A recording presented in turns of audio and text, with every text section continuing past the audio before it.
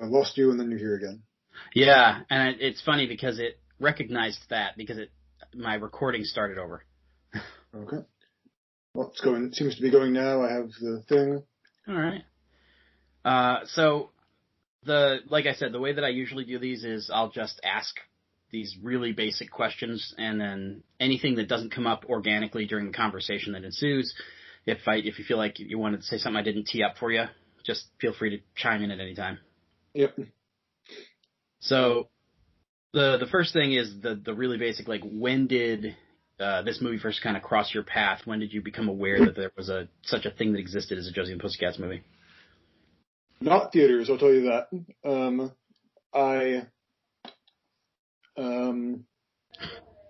It would have been sometime when I was in college. Let's see, the movie was, what year was the movie? 2001, April. Okay, so I'm gonna say I knew about it by like 2003. And it had passed. I don't know how I heard about it, but it was probably in the same way that proved that something was already going about people passing on this sort of like this secret that this movie A existed and B was perhaps not what was advertised. Right. I certainly, whatever else I knew it by 2004 because I can move. I remember being in the Virgin Megastore in the summer of 2004, picking up the CD. Yeah. Or possibly the DVD. I got one for myself and one as a birthday gift, but I forget which was which. Long time ago. But I had to prove my bona fides there.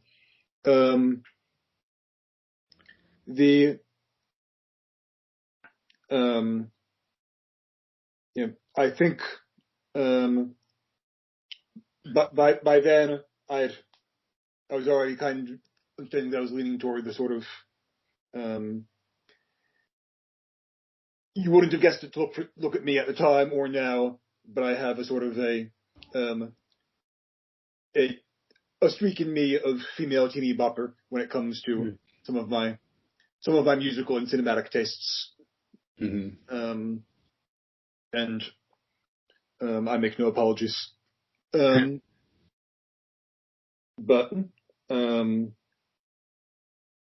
so that was the when.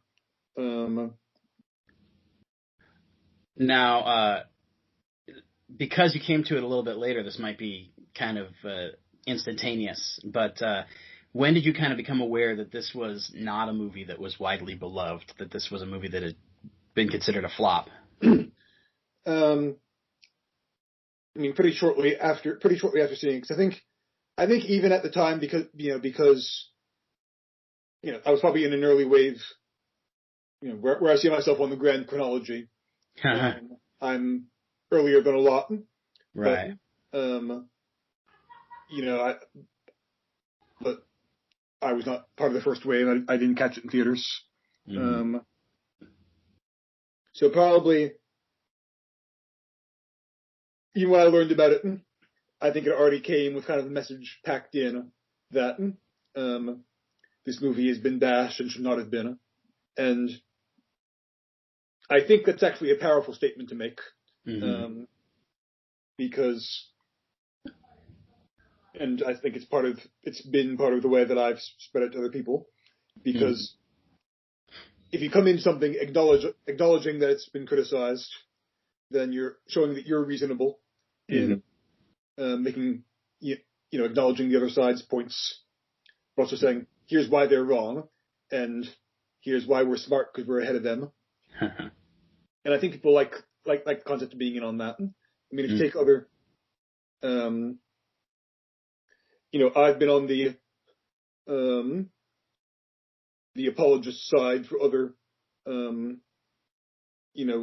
reviled or controversial movies. In those years, I was fighting the Star Wars prequel wars on the pro prequel side, and we're having our day and seeing other people come to those movies without the baggage that my generation and yours kicked in.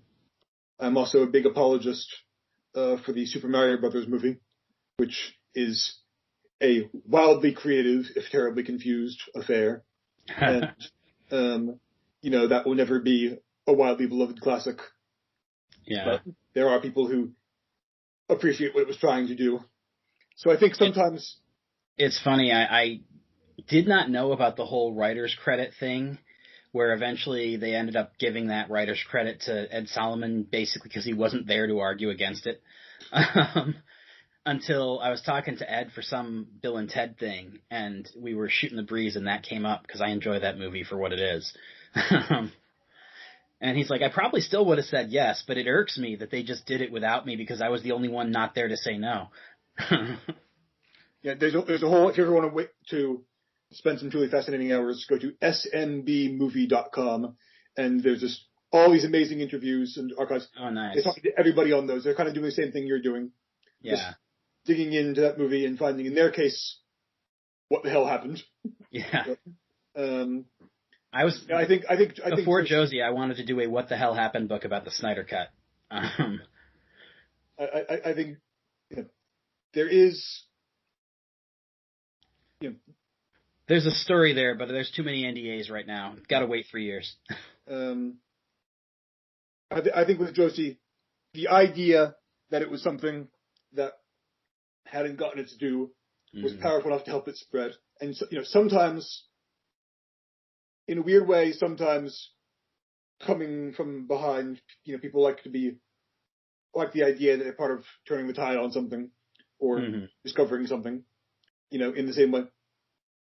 I'm a big part of the Big Lebowski fan community. And, that movie, when it came out, got fine reviews. It kind of, broke even more or less and kind of disappeared. Only on video did it really find the cult. Yeah. And, the fans made that movie, brought that movie to the forefront and said, this is, attention must be paid, man. It's always funny because obviously Tara was in The Big Lebowski, and then you had Missy Pyle in Galaxy Quest, and obviously Galaxy Quest still made $90 million, but it was also expected to make 200 and was considered kind of a modest hit. Yeah. I honestly, I think Galaxy Quest's audience was perhaps more limited than they would have thought if they thought it was going to make 200. But there were enough fans to find it eventually, I think. And so it's interesting to me how many of the people in this movie have other cult favorites that they've been attached to. Now, kind of the flip side of the question I asked before is, when did you become aware of this kind of burgeoning online fan community that this movie has a following now? Well, I don't know about community because this is the first time I've really been part of a mass of people doing it, and I think with the anniversary screenings and the record thing that they did earlier this year, I think Twitter was a big part of seeing because you had Facebook first, where people we were connected to were our personal friends and our acquaintances and stuff, but Twitter was a way that Twitter was how people from all kinds of communities started crossing. You weren't on your Star Wars forum, or you went with your personal friends from Facebook in college and things like that. Yeah. Twitter is how just kind of everything crashed on each other, and you start seeing, posts from, critics or just random people just saying something nice about Josie, and then you RT it because you want to be part of the club and show yourself. And, I didn't express that I don't know if I expressed that as eloquently as I might have, but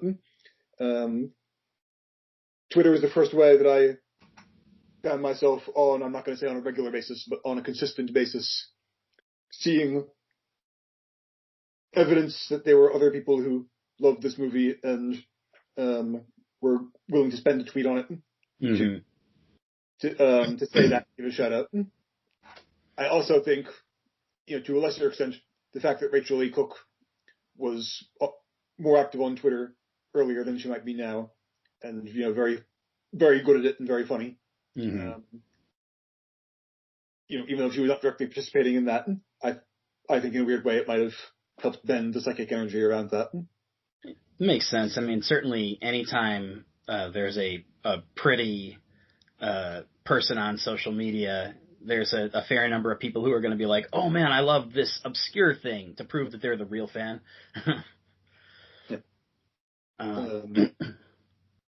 Now, what is it for you that makes it? Because I mean, I have a shelf of 600 movies over there or whatever. There's a lot of them that are good, and most of them I've seen twice. So what is it that keeps bringing you back to a movie like Josie? Like, what makes it something that you watch multiple times, and it's not just like, oh, that was a good movie I saw once? Well, where to start? I think it's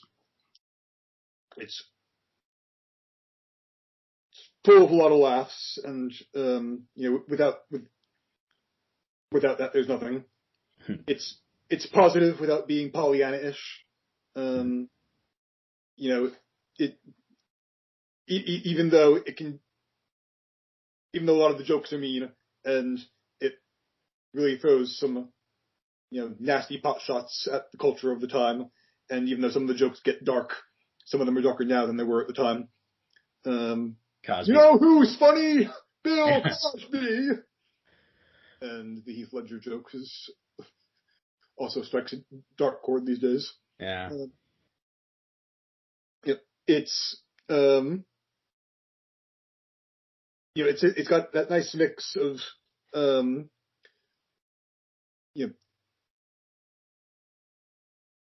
little bit of snarkiness without cruelty, except perhaps at the expense of some folks that you really don't like. It's very mean to those three girls who put that shot. Yeah. You can take both sides with it, because at the one level you're laughing at the dumb kids. At the same time, you're kind of part of them, so you're laughing at yourself because you're getting swept up in the same crap, and you recognize stupid trends that you've gotten in on. It's almost like, because I was already I was in my late teens, early 20s when I discovered this movie, so I was already past the audience that it's making fun of to a certain extent, or considered myself past it. Yeah. I suppose there's an aspect of it where it's like looking at embarrassing pictures of, you dig up pictures of yourself in middle school and you think, oh, why did I wear that? Why did I do my hair like that? If you were a trend pimp. So I think that's one aspect. I think something that speaks to what you're saying is, when I was talking to Babyface, he told me, like, the reason that the satire doesn't seem cynical, even when it seems a little bit mean, is because, like, Babyface was doing NSYNC videos, and Maddie Libatique was doing 98 Degrees videos. Like, the people who were doing it were literally in on it, And so it's like, you can only be so mean to your friends. Yeah, I'm glad you mentioned Libatique. I'll get to him. But the music, you already have to have, everybody is already certified that the soundtrack is, as the kids say today, a banger.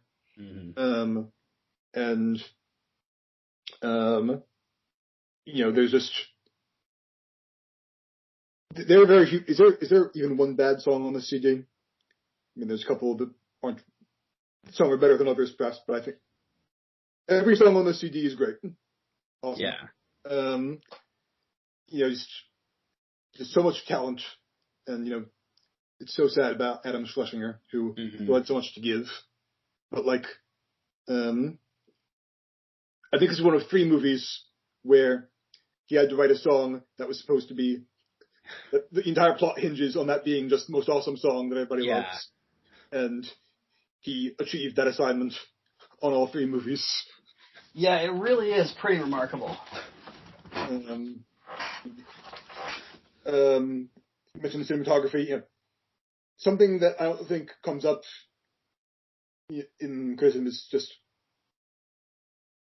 it's a very well-made movie, from the perspective of cinematography and the editing.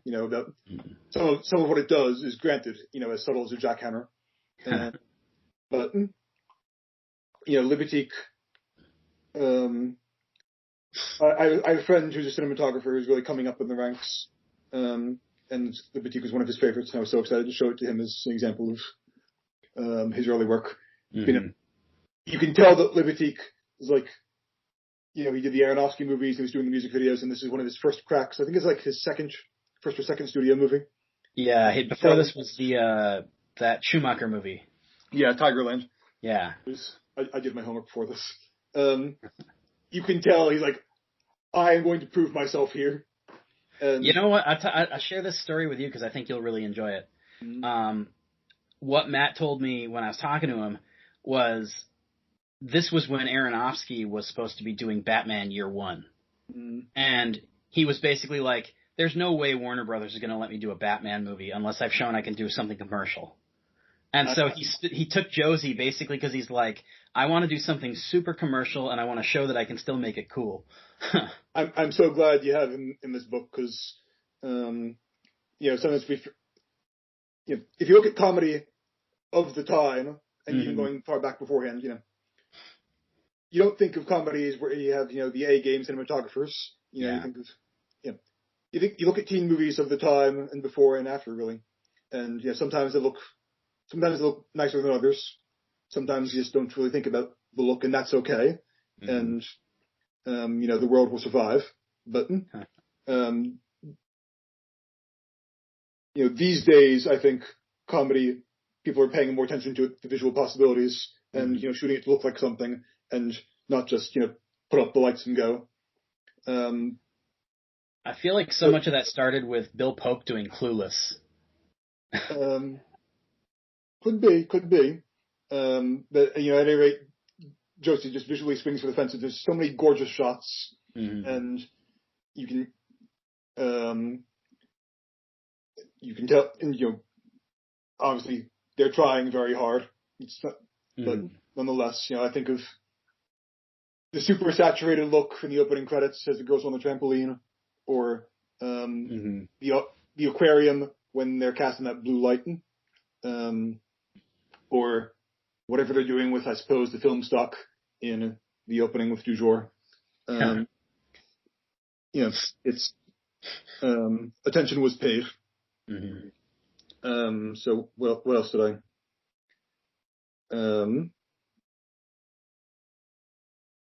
So I suppose.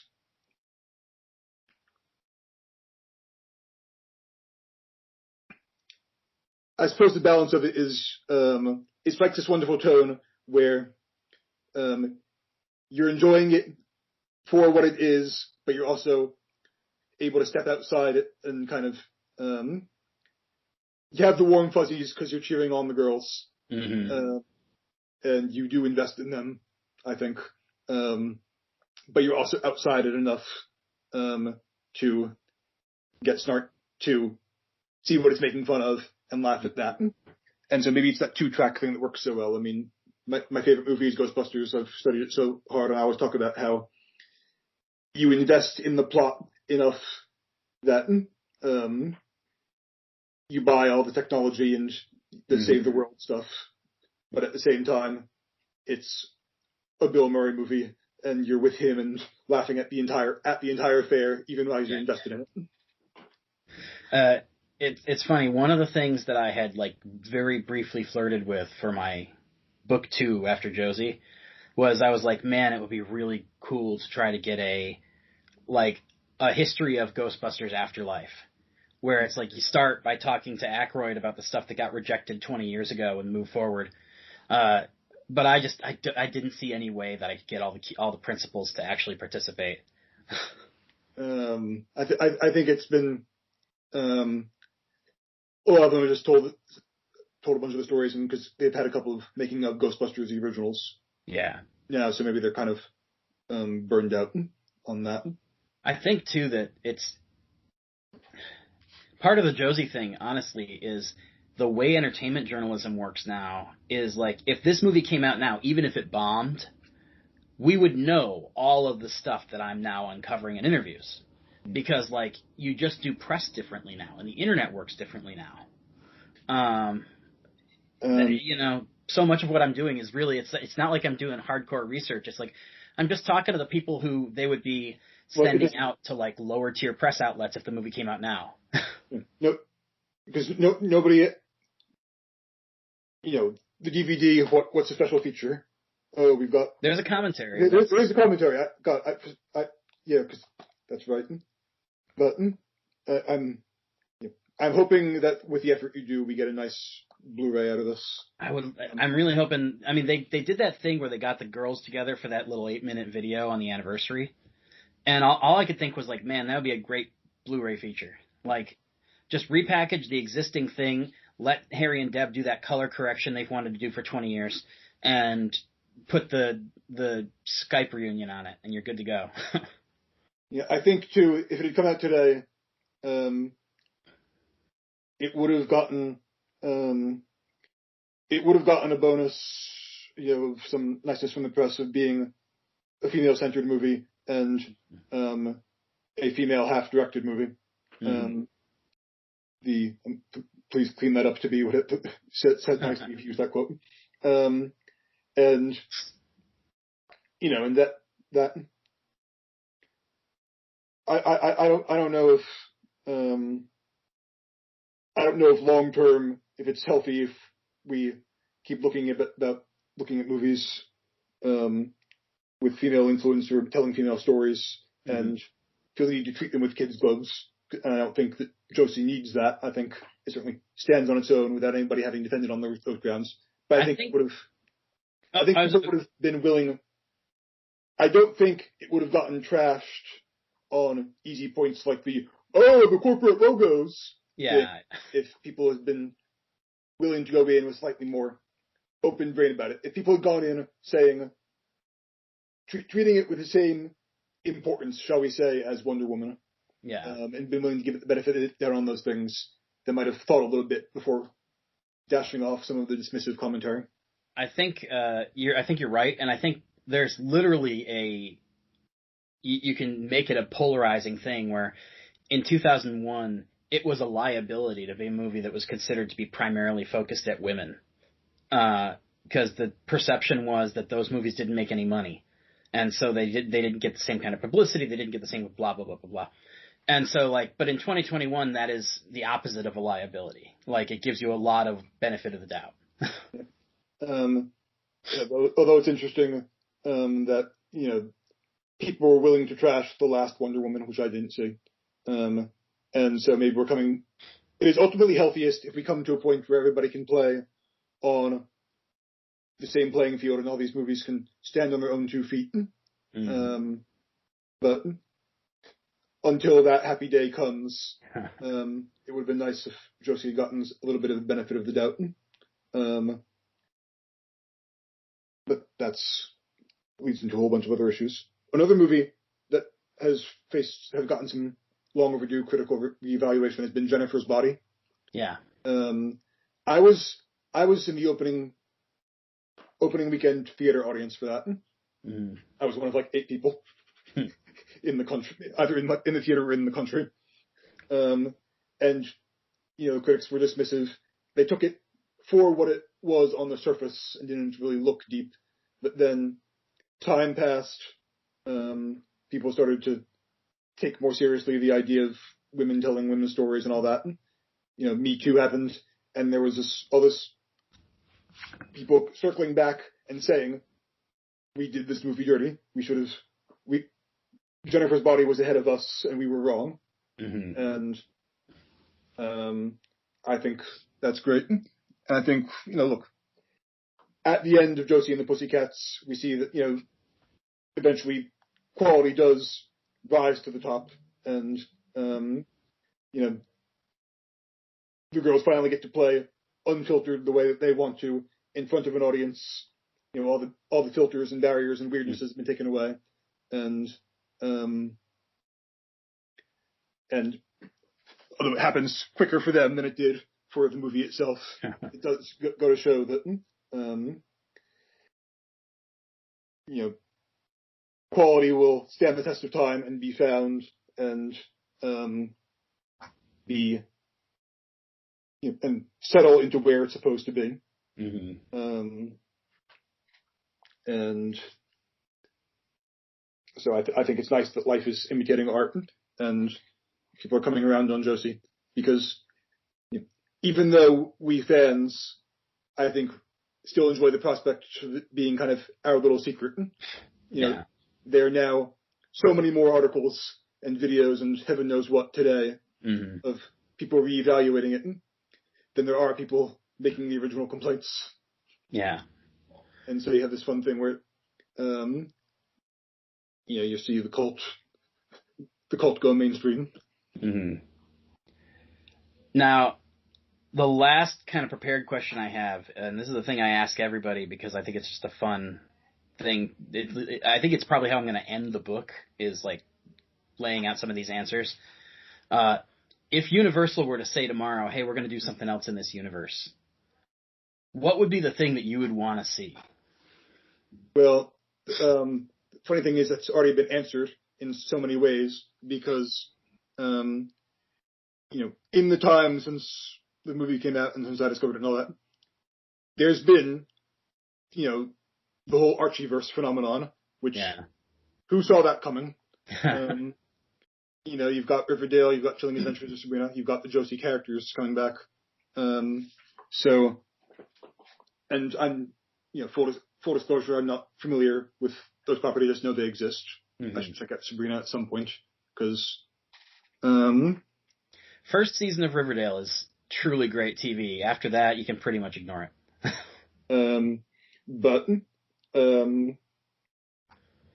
So, I would say to Universal, if you get Rachel Lee Cook, Rosario Dawson, and Tara Reid back,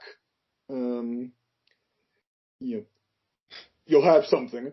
You could take sort of if you acknowledge the age and that time has passed, you could do it as a reunion. You could do it as, you could take kind of the Clerks 2 or the Bill and Ted Face the Music angle, where you lean into that, but you also show that time can change a lot of things, but it doesn't, and circumstance can change a lot of things, but friendship can endure, and the Pussycats can still rock, and you do, I suppose, have to make some reference to the concept of Josie and the Pussycats in outer space, because that is a part of the mythos that has not made it to the screen yet. It's funny, Alan Cumming, when I asked him, like, okay, so when did this first come into your life? He was like, I got this script and I was very confused because to me, Josie and the Pussycats was about a band in space. I didn't know that there had ever been a terrestrial component. It's funny. Things are going in my brain about comparisons to other movies and the sort of the insider-outsider dynamic. Mm-hmm. This is Spinal Tap. People who are in the music industry, bands, people, rock stars have watched that movie and been confused about it being fake, and they've gotten so caught up in it that it makes them sad. They're rock stars who have cried at Spinal Tap. You have to look up who, but because even though it's so silly to us, they're like, well, that actually happened to them, and it reminds them of fights they had and friendships that broke up. So, for a hypothetical Josie 2, I think, just as the original took on the pop culture of the time, but also honored these three young characters with a friendship and a dream. You can certainly take on the idea of three characters that, in their 40s, maybe their moms, who knows, also taking on a dream of some kind or another. I wouldn't know what.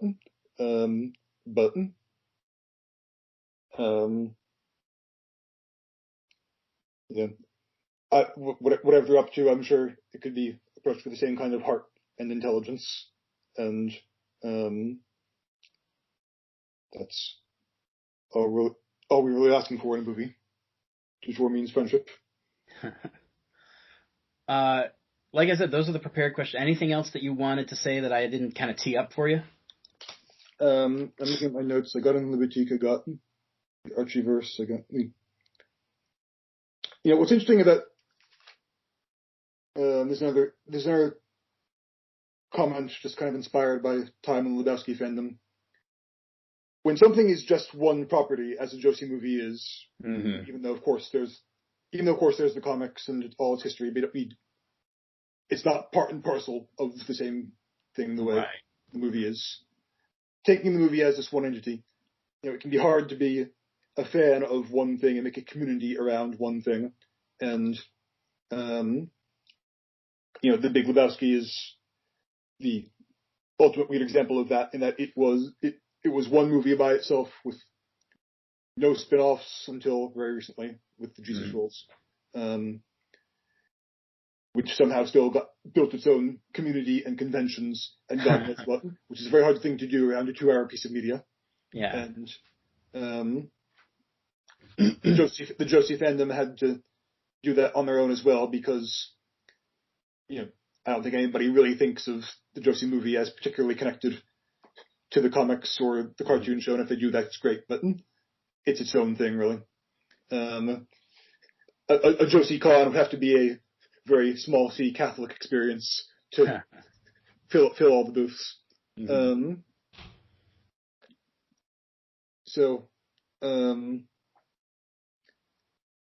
My point is, if there had been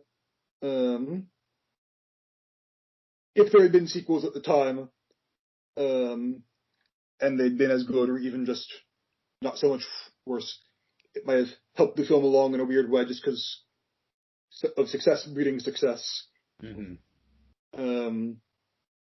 But as it stands, Josie is one artifact, and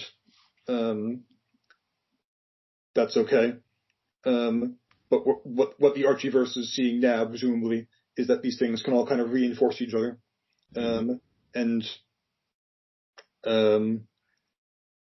So, in a weird way, if they had stood by the Josie movie when it came out and made more of a push and tried to find the audience, it might have succeeded more at the time, even just to make a statement that yes, this is good. I suppose I shouldn't comment on the marketing, because I only saw it all after the fact. I didn't see any marketing until I'd already seen the movie, and the poster was nice. I don't think I ever saw the trailer. Something that's probably worth asking you, because you do have expertise, like you said, with the Lebowski stuff. Do you think that in cases like these, sometimes if it had been a little more successful at the box office, it would have robbed the movie of this cult status because nobody feels like they're discovering something?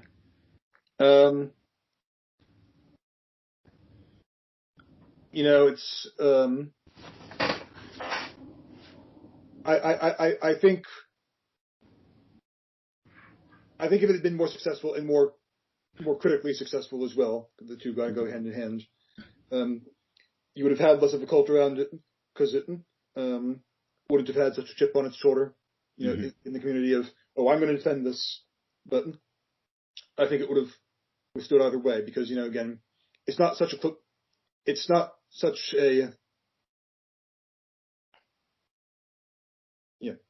Josie fans, to my knowledge, are not so close that we'd be losing out on anything if we didn't have the cult status.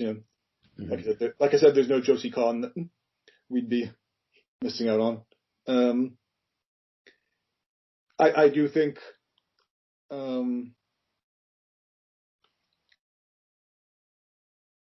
it's a good imponderable, and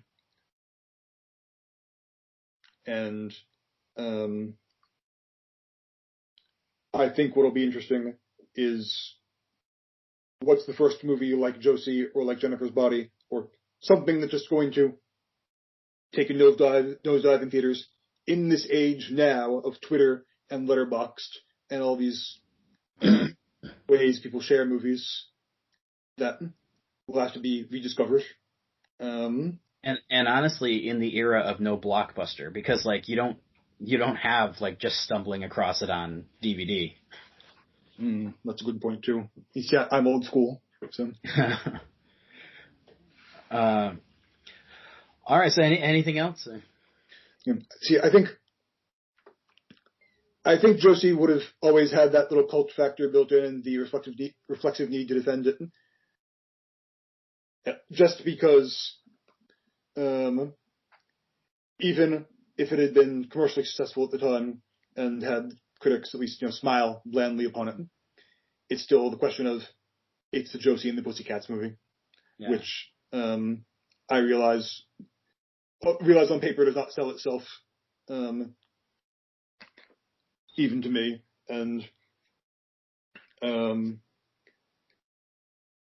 so when people have had to say this movie's good, guys, you don't understand. Mm-hmm. It's not predicting that those kind of couching statements aren't based in people having looked up the box office and Rotten Tomatoes going, It's based on the fact that it's a movie about, that people remember the characters from, seeing Archie books on the stand or the cartoon show, and so I think it's that hill to climb more than critics and certainly more than box office. Mm-hmm. The imponderable, of course, is how we would deal with that if how the TV Archieverse deals with that, and so that's a chicken and egg situation I can't begin to resolve. All right. Well, thank you so much, man. It's been a pleasure chatting. If there's anything that comes up afterwards that you're like, oh, damn, I wish I said that, feel free to shoot me an email. Because my interviewing style is so conversational, I like to try to do the first thing one-on-one in real time. But after that, if there's something you want to add, just feel free to drop me a line. Yep. For sure. Because I'm better on paper. You're fine, man. It's been a pleasure talking with you. Thanks so much. Thank you. Good luck. Have a good night. You too. Yeah.